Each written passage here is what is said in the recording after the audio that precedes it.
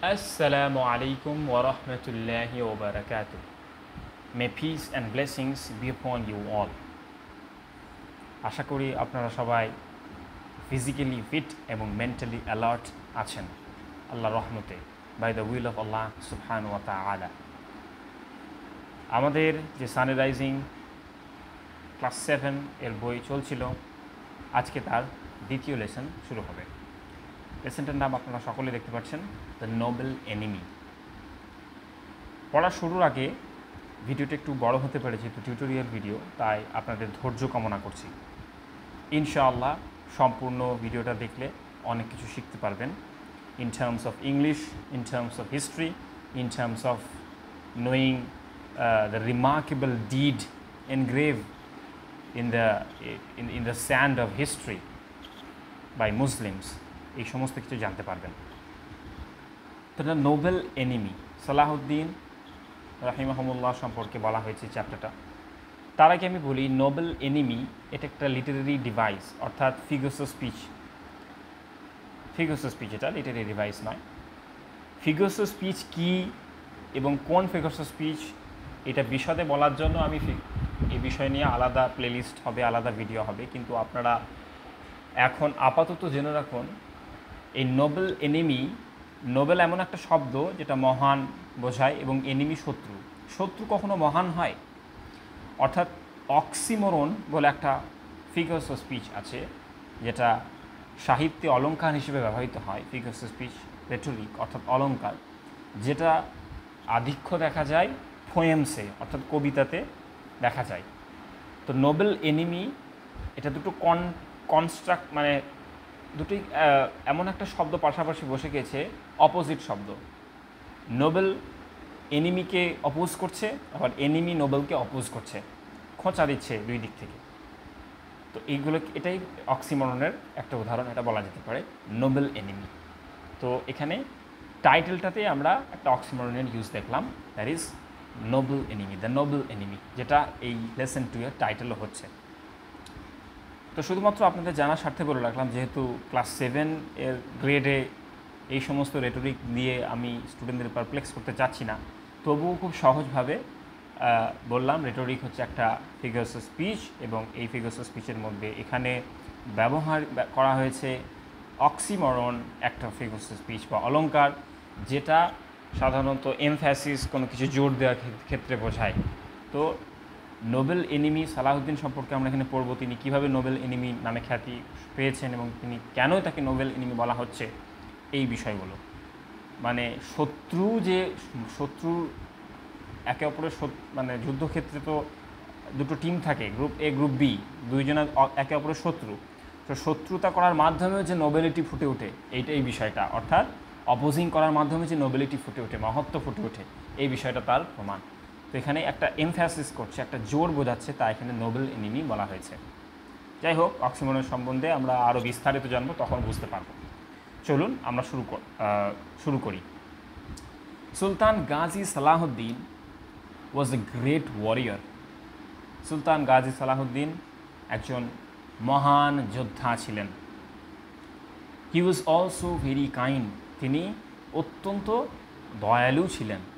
Many battles were fought between the sultan and the kings of England.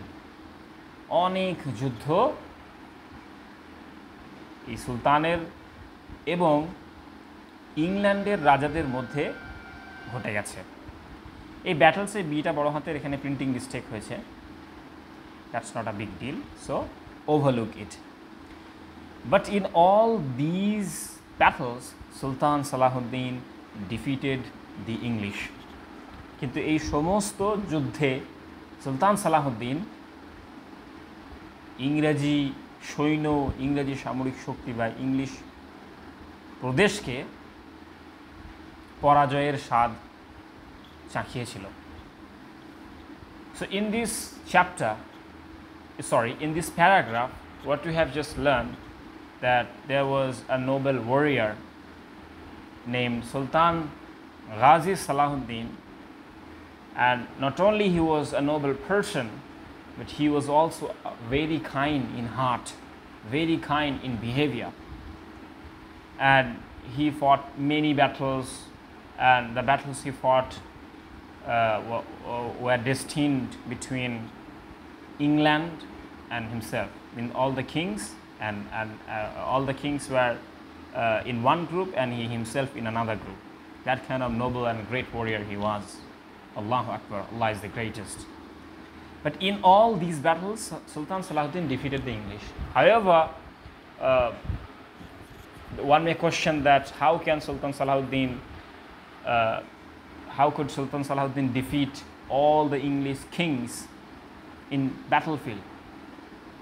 It is obvious, because he was noble, his tactics were noble, he was very diplomatic in war, he was very picky in terms of choosing a technique in war, and so much, and so there can be many things over this statement.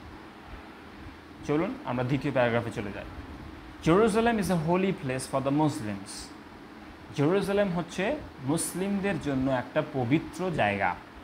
The Christians and Jews as well, খ্রিশ্চানদের জন্য একটা পবিত্র জায়গা এবং জুইসদের জন্য একটা পবিত্র জায়গা।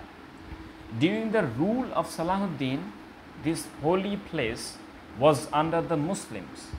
অর্থাৎ সুলতান সালাহুদ্দিনের শাসনকালে এই যে প্রদেশটা রয়েছে, জেরুজালেম প্রদেশটা রয়েছে, সেই জেরুজালেম প্রদেশটার যেটা আধিপত্য, অধিকার বা ক্ষমতায় আনা, এই বিষয়টা সুলতান সালাহুদ্দিনের আন্ডারেই ছিল। অর্থাৎ সুলতান সালাহুদ্দিন কিন্তু তার নোবেলিটির মাধ্যমে, তার পরাক্রমশীলতার মাধ্যমে এবং যাই বলি না কেন, জেরুজালেম প্রদেশটা কিন্তু তার আয়ত্তেই রেখেছিল। Richard the first, the king of England, wanted to get Jerusalem back. এখানে আমরা একটা রাজার নাম পেলাম, ইংল্যান্ডের একজন রাজা, যেটা হচ্ছে রিচার্ড দ্য ফার্স্ট। তিনি একজন ইংল্যান্ডের রাজা ছিলেন এবং তিনি জেরুজালেমকে আবার ফিরে পেতে চেয়েছিলেন। So he invited all the kings of Europe to his capital. সেই জন্য অন্যান্য আরও যে সাবঅর্ডিনেট রাজাগুলো ছিল, তার থেকে অধস্থন যে রাজাগুলো ছিল, সেই রাজাগুলোকে রিচার্ড দ্য ফার্স্ট তার ক্যাপিটাল তথা রাজধানীতে ডাকলেন, ইংল্যান্ডের রাজধানীতে, এবং মিটিং করলেন। কিসের মিটিং? যে যুদ্ধ হবে এ ধরনের কিছু একটা প্রস্তুতি। অর্থাৎ সাবঅর্ডিনেটদেরকে জোগাড় করলেন, একসাথে করালেন এবং একটা মিটিং বসালেন যুদ্ধের জন্য। সোজা কথায় আলোচনা, বৈঠক। So in this paragraph we have come across the knowledge of a place named Jerusalem, which is supposed to be a holy place for the Muslims, the Christians, as well as the Jews. And during the reign of Sultan Salahuddin, this holy place was captured or was in his hand. He was a full control over that place, Jerusalem, being discussed here. And Richard the First, a king of England, actually wanted to get back from the clutches. Richard the First actually wanted to get back that Jerusalem from the clutches of Salahuddin, because he was his enemy. He was his clear enemy. That's why he wanted to get back Jerusalem. That's why what he planned, that King Richard the First, he decided to consult all of the subordinate kings of the England to wage war against Salahuddin. And due to this, he actually advised or ordered his subordinate kings across England to get united in his capital to make some plans against him, to wage war against him. চলুন আমরা তৃতীয় প্যারাগ্রাফে চলে যাই। Richard delivered a fiery speech before the kings. এই Richard যে first, যে রাজাটার নাম আমরা আগে পেলাম, সেই রাজাটা একটা জ্বালাময়ী বক্তৃতা সেই সমস্ত রাজাদের সামনে, সাবঅর্ডিনেট রাজাদের সামনে দিতে থাকলো, মানে দিল। কেন জ্বালাময়ী বক্তৃতা দিল? খুব অবভিয়াস, এটা একটা কান্ট্রির সঙ্গে একটা কান্ট্রির যুদ্ধ হচ্ছে, বড় একটা যুদ্ধ, পবিত্র ধার্মিক জায়গাকে নিয়ে যুদ্ধ। তাহলে একটা রাজা তো অন্য রাজাদের মোটিভেট করার জন্য, ইন্সপায়ার করার জন্য, তাদের মধ্যে অগ্নিস্ফুলিঙ্গ, ভেতরে অগ্নিস্ফুলিঙ্গটা জাগানোর জন্য, তাদের যে জজবা সেটা জাগানোর জন্য, এটা তো খুব একটা অবভিয়াস ব্যাপার। সেই জন্য তিনি একটা ফায়ারি স্পিচ দিলেন তাদের সাবঅর্ডিনেট কিংসদের মধ্যে। He appeal to them to be united, he appeal to them to be united against the Muslims to liberate Jerusalem. তিনি আবেদন জানালেন তাদেরকে একসাথে থাকার জন্য, ইউনাইটেড, একসাথে থাকার জন্য, মুসলিমদের বিরুদ্ধে জেরুজালেম প্রদেশকে মুক্ত করার জন্য। খুব সহজ, আশা করি বোঝা আসছে। All the kings agreed with Richard, সমস্ত রাজারা রিচার্ড দ্য ফার্স্ট কিংয়ের সঙ্গে, এখানে দ্য ফার্স্ট লেখা হয়নি, তবে রিচার্ড দ্য ফার্স্টকে বোঝানো হয়েছে, অ্যাগ্রি করলো, অর্থাৎ তার প্ল্যানে, তার পরিকল্পনায় সহমত পোষণ করলো, অ্যাগ্রি উইথ। এখানে আমি একটু আপনাদের অ্যাটেনশন সিক করার প্রয়াস পাচ্ছি। অ্যাগ্রি উইথ, এটা কিন্তু অ্যাপ্রোপ্রিয়েট প্রিপোজিশন। অ্যাপ্রোপ্রিয়েট প্রিপোজিশন কি? প্রিপোজিশন একটা গ্রামারের অংশ। আমরা যখন আরও গ্রামার সিরিজের ভিডিও আপলোড করব তখন আপনারা ধীরে ধীরে জানতে থাকবেন। এই অ্যাগ্রি উইথ আপাতত আপনারা যেরকম একটা প্রিপোজিশন, অ্যাপ্রোপ্রিয়েট প্রিপোজিশন, এবং অ্যাগ্রির সঙ্গে উইথই আসবে এই কনটেক্সটে, অর্থাৎ কারোর সঙ্গে কারোর মতামতকে মেনে নেওয়া, নেগোশিয়েট করা, এ ধরনের সেন্সে অ্যাগ্রি উইথ প্রিপোজিশন, অ্যাপ্রোপ্রিয়েট প্রিপোজিশনটা সাধারণত ব্যবহার হয়। Richard was a great hero. রিচার্ডও এদিকে একটা মহান রাজা ছিলেন, মহান যোদ্ধাও ছিলেন, এবং একজন মহান হিরো ছিলেন, নায়ক ছিলেন। So the kings made him the commander in chief in the war against the Muslims.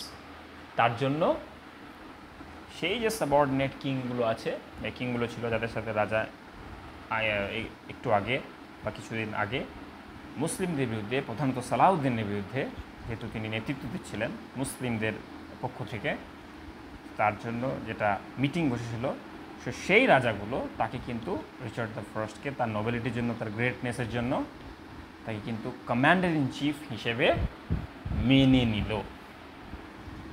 So in this paragraph that begins with Richard deliver a fire speech before the kings and ends with, so the kings made him the commander-in-chief in the war against the Muslims. What we have just learned?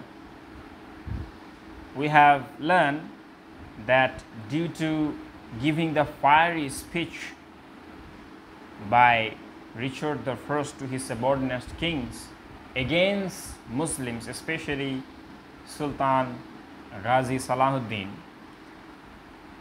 the kings, the subordinate kings, got inspired by his speech, and that's why they agreed with his proposal and they made him commander-in-chief in the war against the Muslim. That is the gist of this paragraph. চলুন আমরা next প্যারাগ্রাফে চলে যাই। King Richard recruited a vast army with many knights, while Sultan Salahuddin organized the Mujahids. King Richard এই recruit, আমরা চাকরির পরীক্ষায় একটা থেকে যে এত রিক্রুটমেন্ট বেরিয়েছে, এত রিক্রুট মানে কি? নিয়োগ করা, নিয়োগ। তো Richard king the first recruited, নিয়োগ করেছিলেন আ ভাস্ট আর্মি। ভাস্ট মানে হচ্ছে প্রচুর, অনেক বেশি, অগণিত। A vast army with many knights. এই নাইটসটা হচ্ছে অস্ত্রসজ্জায় সজ্জিত, সামরিক শিক্ষায় সুশিক্ষিত এবং স্কিলড, খুব ভয়ানকভাবে প্রশিক্ষিত যোদ্ধাদের নাইটস বলা হয় ইংল্যান্ডে। তো knights, king Richard recruited a vast army with many knights. প্রচুর নাইটসের মাধ্যমে তিনি একটা বিশাল বড় আর্মি দাঁড় করালেন। এদিকে ওয়াইল সুলতান সালাহুদ্দিন অর্গানাইজ দ্য মুজাহিদস, এইদিকে সুলতান সালাহুদ্দিন কী করলেন? মুজাহিদদের, অর্থাৎ যারা Those who are mujahids in Islam, the religion of peace, those who fight in the cause of Allah are called mujahids in the Islam. Agree? Yes, it is. তাদেরকে মুজাহিদ বলা ইসলামে যারা আল্লাহ সুবহানাহু ওয়া তাআলার স্বার্থে, ফর দ্য সেক অফ আল্লাহ সুবহানাহু ওয়া তাআলা আযজা ওয়া জাল্লা, তারা যুদ্ধ করে, তারা অস্ত্র তুলে নেয়, অস্ত্র তুলে নিতে বাধ্য হয়, তাদেরকে মুজাহিদিন বলা হচ্ছে। A fierce battle took place between the Muslims and the Christians. ফলাফল কি হলো? একটা ভয়ঙ্কর যুদ্ধ ঘটলো, যুদ্ধ দেখা দিল। কাদের মধ্যে?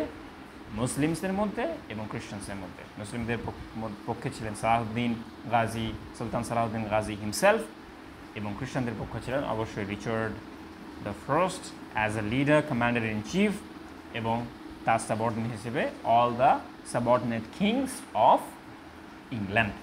যুদ্ধ শুরু হলো। ফিয়ার্স ব্যাটল, FIERC, ফিয়ার্স মানে হচ্ছে ভয়ানক, খুবই ভয়ানক একটা যুদ্ধকে বলা হচ্ছে fierce.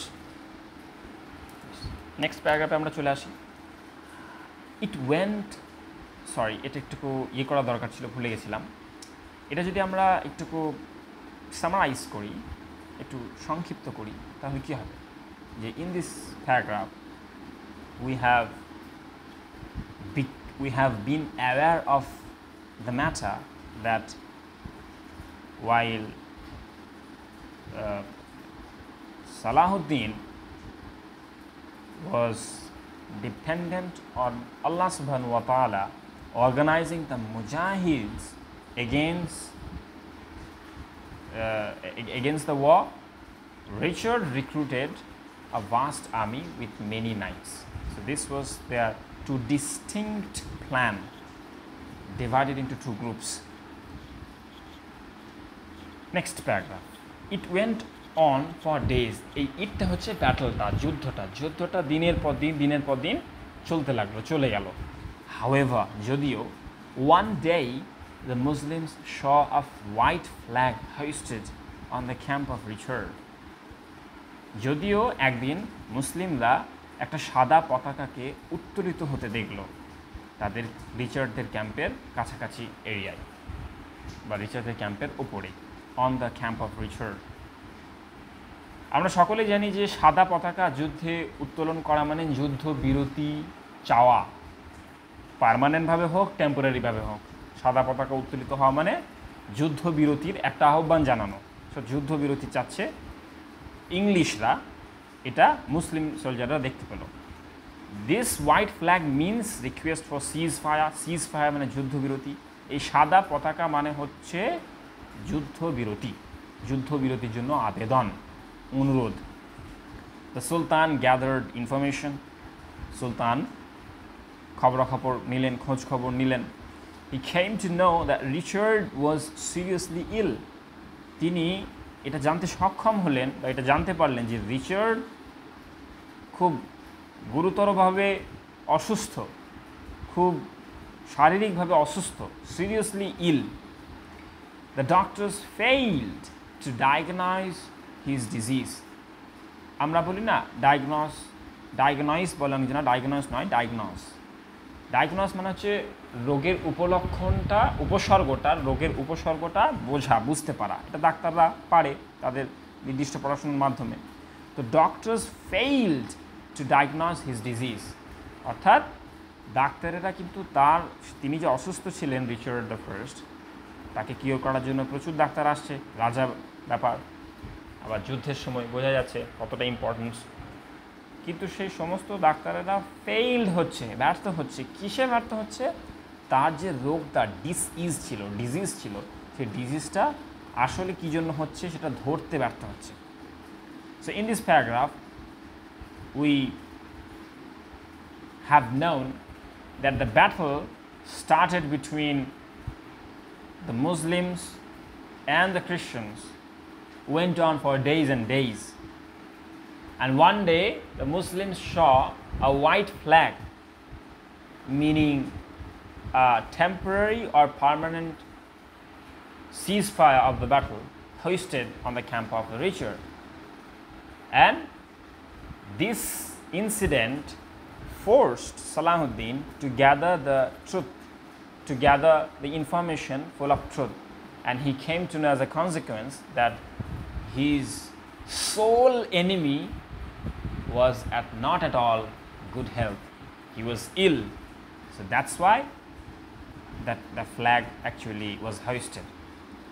And Salahuddin also knew, and Salahuddin also was able to gather the information about his ill enemy, that the doctors who were constantly trying to cure him failed to diagnose his disease, that for what he was suffering from, and so on. That's why the doctors' sole efforts to cure the king were in vain. চলুন next প্যারাগ্রাফে আমরা চলে যাই।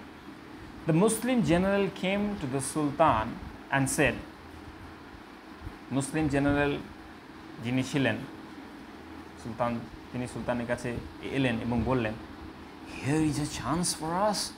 King Richard is ill now. We can easily destroy the king's army. Please give us order. দেখুন কি বলছে এখানে, যেটা হয় আর কি, অর্থাৎ যুদ্ধে কাপুরুষতার লোভ কে না করে, এই বিষয়টা, অর্থাৎ সুযোগের সদ্ব্যবহার। অর্থাৎ মুসলিম জেনারেল সুলতান গাজী সালাহুদ্দিনের কাছে একবার এলো, এসে বলল যে আমাদের একটা সুযোগ রয়েছে, কিং রিচার্ড এখন অসুস্থ, আমরা এই সুযোগটাকে কাজে লাগিয়ে তাকে ধ্বংস করতে পারি, তাকে পরাজিত করতে পারি, তাকে পরাজয়ের গ্লানি অনুভব করাতে পারি। কিন্তু Salahuddin gave a classic answer. What was the answer? What was his remark? What was his response? We will look after. We will actually see. Salahuddin has a noble heart.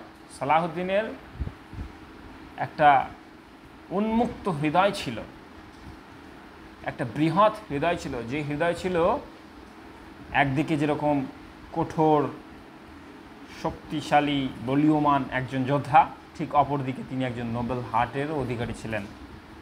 He did not agree with the general, তিনি জেনারেলের প্রস্তাবে agree করলেন না, সহমত পোষণ করলেন না। So he also ordered for seize fire, তাই তিনি তার পক্ষ থেকেও যুদ্ধবিরতি ঘোষণা করলেন। Now think about this, that this paragraph actually pushes us to the conclusion that what kind of person, by the will of Allah subhanahu wa ta'ala, Sultan Ghazi Salahuddin rahimahumullah was. What kind of person? Absolutely mind-blowing. Because in the battlefield, when he came to know that his sole enemy got ill and he did have a chance to utilize that chance to kill him or to kneel their enemy down, but he did not do that absolutely.